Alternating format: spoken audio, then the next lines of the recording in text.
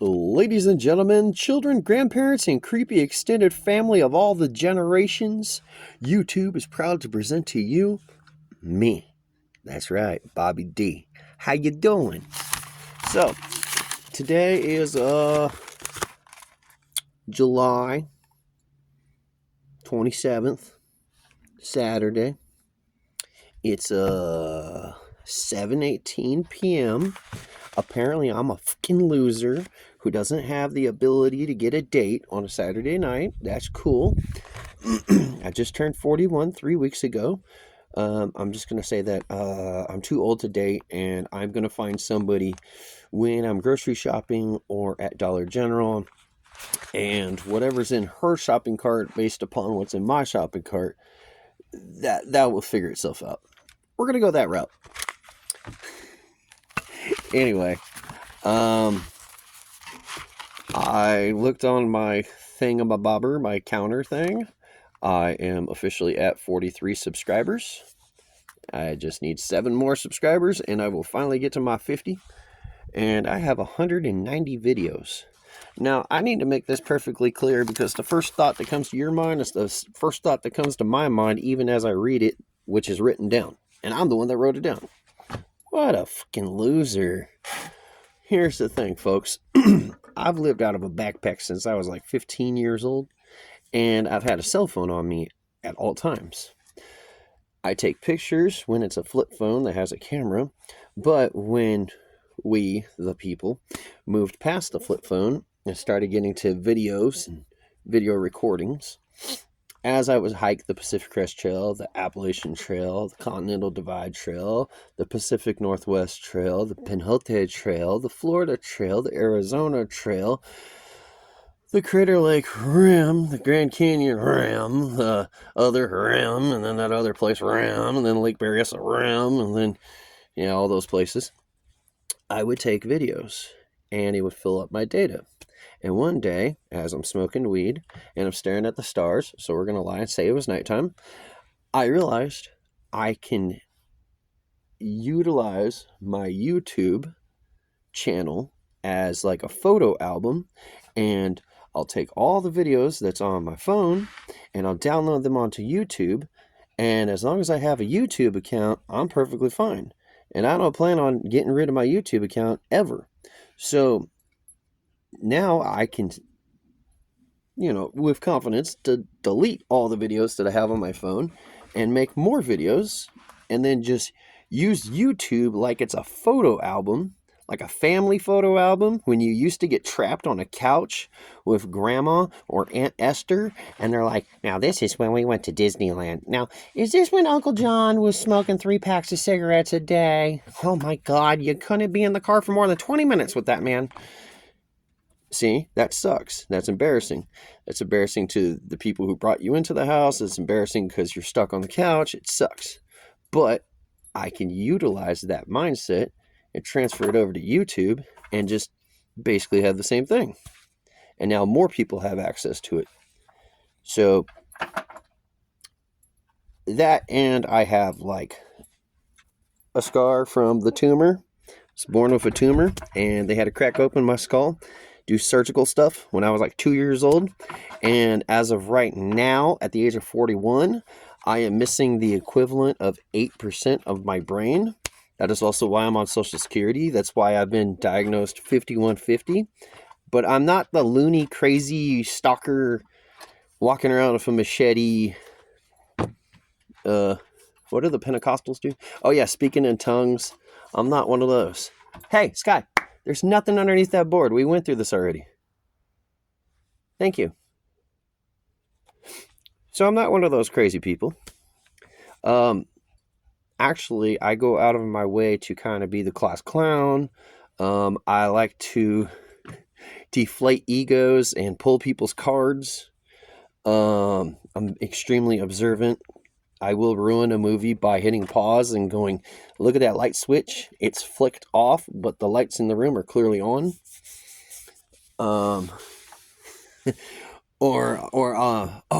What did I watch today? It was the Batman movie where Bane and his henchmen jumped from the really big plane to the really small plane to kidnap the dude.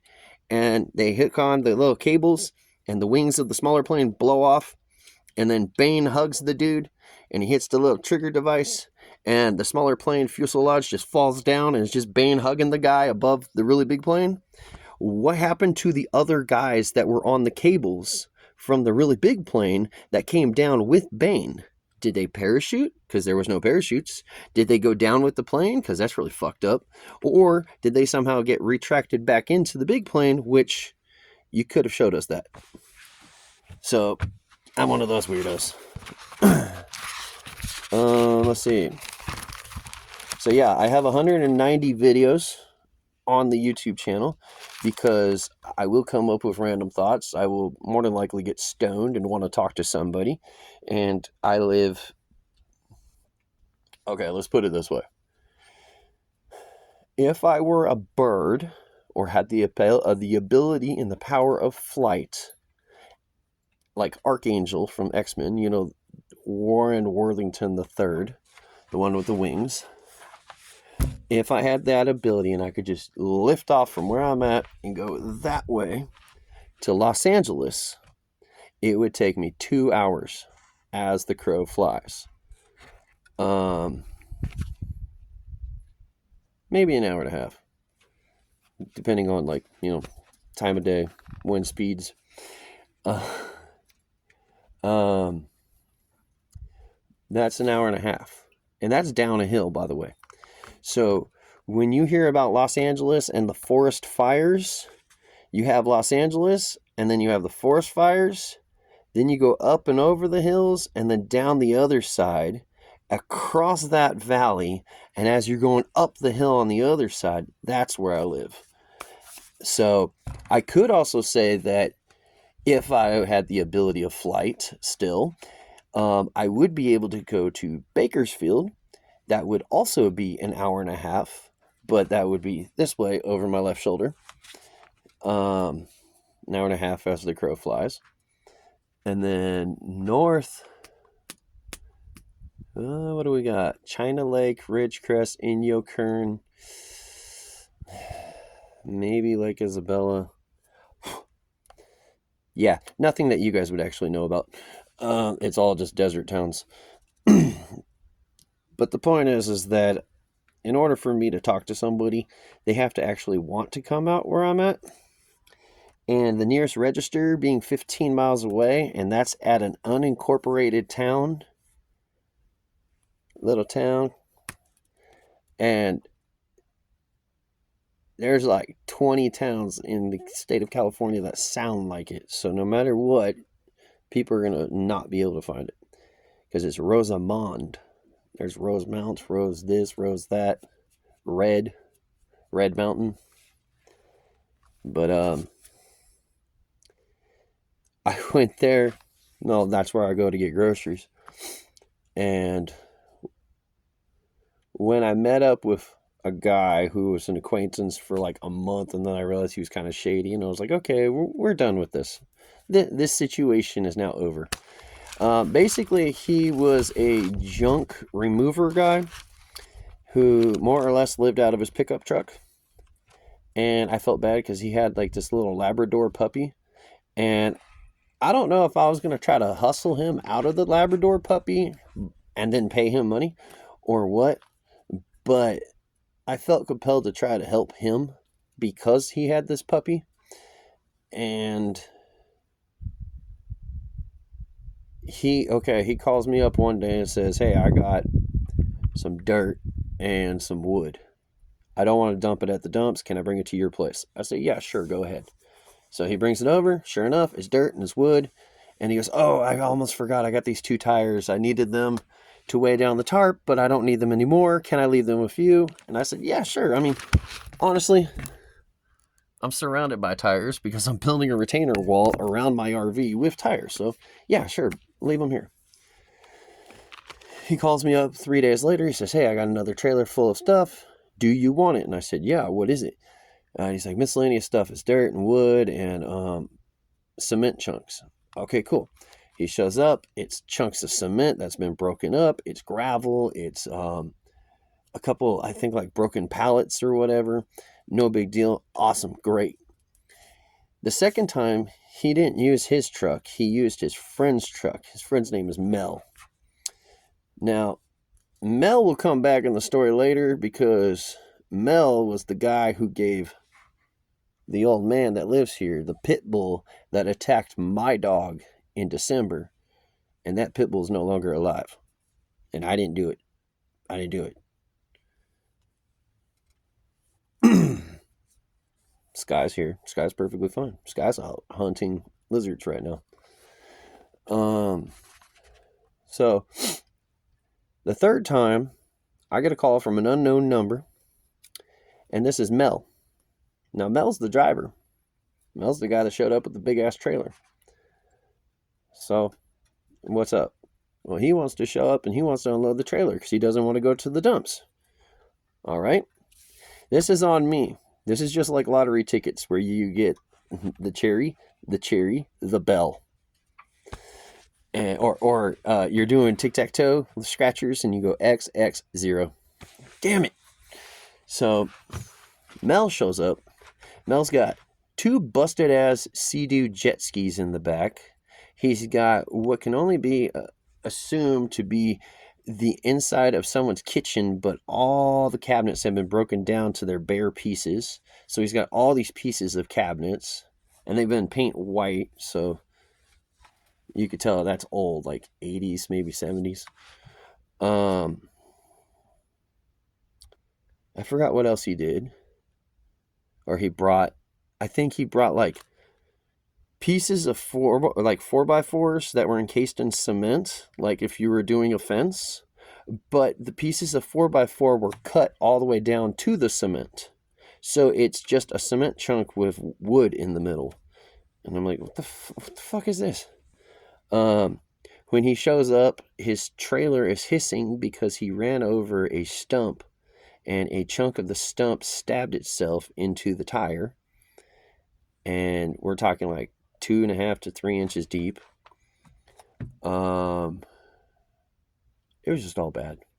It was just all bad. And so, the guy that I'm helping, I call him up, and it's just like that YouTube video with the Mexican dude. He goes, "Hey, hello, the new guy that you hired, how much you pay him? $20 an hour? You don't? No, you pay too much." That's basically the conversation we had. Like, you don't let this fucking idiot on my property ever again. As a matter of fact, I want you to go through his phone and fucking delete my number.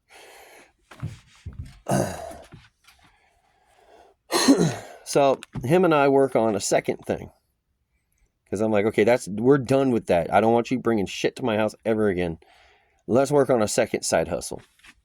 So the second side hustle was I need tires, and there's businesses in town, like such as a mechanic's shop or a tire store, that has trash tires that are going to go to the dumps. Now, these stores, from what I know at this point in time, I know more now. But at this point in time, what I know is that when you go to buy a new tire from like Discount Tires, they charge you $28 for a recycling fee. They then take that tire and put it in the back next to the dumpster, let all the tires accumulate until they got like 100 or so. Then one of the employees on their day off, or looking for overtime, I guess, shows up, fills up the back of their pickup truck, fills up a trailer, possibly even rents a U-Haul truck, takes it to the dumps, and pays $5 a tire at the dumps. Therefore, the business makes $23. So, John, that was his name. Huge brain fart, now I remember. His name was John.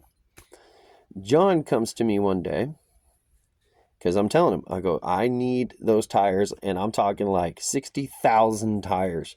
But you know what? Let's just focus on like 10,000 tires first. Let's not bite off more than we can chew.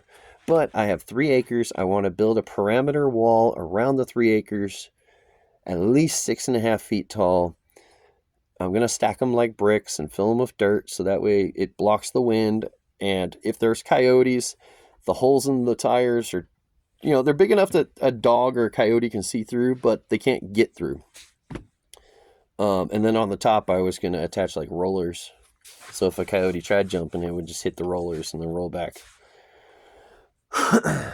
So John gets back to me about a week later, and he goes, I got a truck full of tires, and I got news I want to talk to you about. Awesome. He shows up maybe 5 minutes later, which means when he called me, he was down the street. So I guess it's a good thing I invited you, because I could be out of town. Anyway, that's weird. What's up? He says, I got a contact line with this one specific mechanic shop in town. This dude's going to pay me $3 a tire to take the tires. The only problem is that he wants me to stab the tires a few times to make sure that you're not reselling the tires as used tires. Or he's not selling the tires as used tires. So I was like, okay, whatever, sure. So we unload 20 tires from... Actually, we're going to have to pick this up. We unloaded about 20 tires from the back of his pickup truck. I'm about to show you those 20 tires. Now keep in mind, these are good, usable tires that I have nothing to do with yet. I have yet to figure out what I'm going to do. I might use it to create basically a U-shaped wall around a chicken coop or something. I don't know. These tires is what he brought me. From completely tore up from the floor up to, I don't know what that goes to, dirt bike tires, ripped up, tires with rims still in them, more dirt bike. Like this one's all punctured, looked like a shark got to it, chewed on it. And there's a bunch of other ones that clearly I'm not showing you because the sun's in my face and I don't want to do this right now. So I tell him, or I ask him, I go, okay, whatever, like, what's up? I guess I could find future projects for them. I'll take them because you brought them from town. And he goes, okay, well, how much money do I owe you? You don't owe me anything. I'm the finish line. It's your job to go find tires. And he goes, okay, well, that place is paying me $3 a tire. And I go, awesome. It's all your money. I don't want it. Okay, cool. So 3 days goes by. I get yet another call from John. John's got a hold of a bunch of tires. As you can tell back there's a lot more than 20. So he's got a hold of a bunch of tires. Oh my God, here we go. Okay, bring him on up. Sure enough, 5 minutes later, who pulls up? Mel. Mel's truck, Mel's trailer. Mel's the one driving. Here's a trailer full of dirt. What was it? I think it was 2 bags of actual trash. And then a bunch of those tires. And I'm like, okay. And he goes, oh, well, I just kind of threw the bag of trash on the back. But since we're here, we can't really drive down the road with it. Would you mind burning my trash for me? Yeah, sure. What are neighbors for? Even though you live like 30 miles away from me. Why not, I guess. So whatever was in those 2 hefty bags of trash, they just took them and threw them in the 55-gallon drum. I raked up a bunch of dead grass and threw it on top so it would catch really easily. Burned it. Boom, it's done. It was like, whatever. Just trash you would have in an apartment complex, I guess.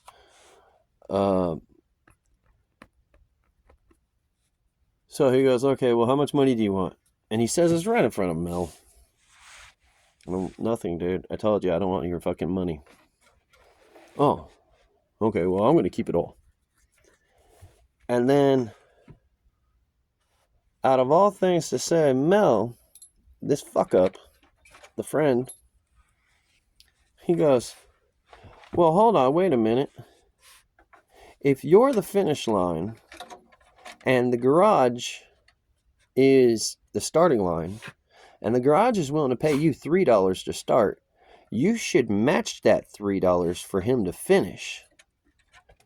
So if anything, John should be getting paid $6 a tire. And this was one of those weird times where, and I've never done it before, but I just kind of like laughed in his face and I was like, okay, Mel, it's time for you guys to leave now. Bye. Never done that before. But that was my last contact with those two particular people. And it was probably over a year ago now that I think about it, because I was probably wearing a tank top and shorts like I am right now.